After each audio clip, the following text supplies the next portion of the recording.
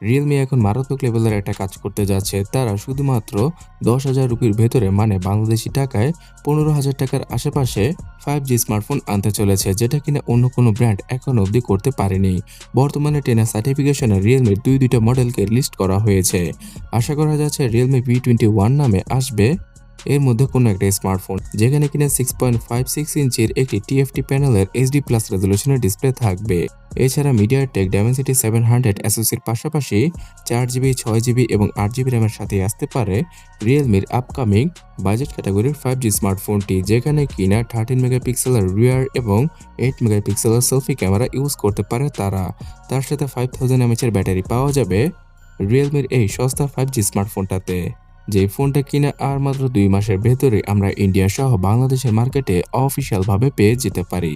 তবে এই মাসের মধ্যে এই ফোনটা চাইনিজ মার্কেটে লঞ্চ করে দিতে পারে রিয়েলমি শুধুমাত্র 1000 থেকে 1100 ইউয়ানে, মানে চাইনিজ প্রাইসকে কনভার্ট করলে 13,000 টাকার আশেপাশে। সো শুধুমাত্র 5G কে ইমপ্লিমেন্ট করতে গিয়ে রিয়েলমি ডিসপ্লে সেকশনে এবং ক্যামেরা সেকশনে কস্ট কাটিং করেছে, এটা হয়তো আপনারা বুঝতেই পেরেছেন। তাই এই ফোনটা আসলে অবশ্যই এর ফুল ডিটেলস এবং প্রাইসিং সম্পর্কে আপনাদের আরও ক্লিয়ারভাবে জানিয়ে দেব। এর জন্য চ্যানেলটাকে সাবস্ক্রাইব করে রাখুন। ধন্যবাদ।